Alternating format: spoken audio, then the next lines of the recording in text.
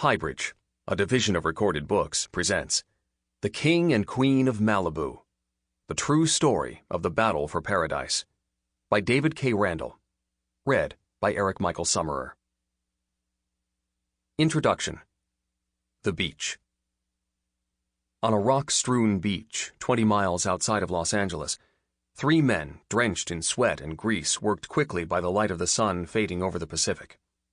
They prodded 3 hulking Model Ts into a line across a barren road and began threading chains between their axles, forging a barricade out of glass and steel.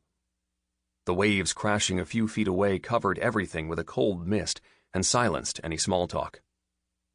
It was July 29th, 1917, and time was running short. As the chains jangled into place, each man stole glances at the shadows stretching across the beach and into the mountains. Somewhere out there, amid the dark canyons, were guards patrolling on horseback, each armed with a shotgun and instructions to use it. That the spot the trio had staked out was technically public land might matter in the eyes of God and the law, but it wouldn't bring much consolation to a dead man. Everyone knew that Rindge's men didn't fire warning shots. A pair of headlights glimmered in the distance. Seconds later, the men could see a car speeding toward them, throwing up a black cloud of dust that hung in the air like an omen. It wouldn't be long now. Rindge was on her way. During the first part of the 20th century, the perfect beaches of Malibu were the last place you could expect to find a celebrity. All of it, the sheer bluffs, the deep canyons, the south-facing shoreline that let you lie on the beach all day long without ever having to squint directly into the sun, was one private ranch, a wild kingdom hugging the edge of the continent. Running nearly 25 miles along the coast and stretching only 2 miles across at its widest point, it owed its borders to a time when Southern California was a half-forgotten outpost on the far side of the Spanish Empire. The Crown, faced with colonizing a place where land was so plentiful as to render it nearly worthless, offered vast tracts, known as ranchos, to military officers and noblemen in an effort to put a Spanish stamp on the dry valleys surrounding the tiny settlement known as Los Angeles. The Rancho Topanga Malibu Sequit, which in time would become the city of Malibu, was one of the first created, and even in a region widely thought of as inhospitable, it seemed the least fit for human enjoyment.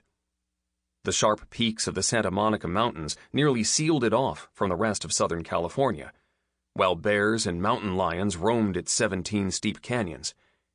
Great boulders lay scattered across its beaches like marbles discarded by a wanton giant. Anyone who wanted to reach the Malibu, as the rancho was often called, had to first consult a tide chart and set off on horseback at the right time along the beach. A late start would result in finding yourself marooned on the coastline, the path forward and back flooded by the drift of the ocean. Attempting to cross the mountains, meanwhile, meant fending off rattlesnakes and bandits, both of which were in ample supply. That this unwelcoming place would in time become known as a paradise filled with movie stars and billionaires was the result of one of the longest and most bitter battles over land in American history. It was a clash that pitted one of the wealthiest families in the country against the encroaching modern world, all set against a backdrop in which Los Angeles seemed to morph overnight from a dusty cow town into a global metropolis. Their fight would go all the way to the Supreme Court and would culminate in a landmark decision that continues to shape the public's right to access beautiful places.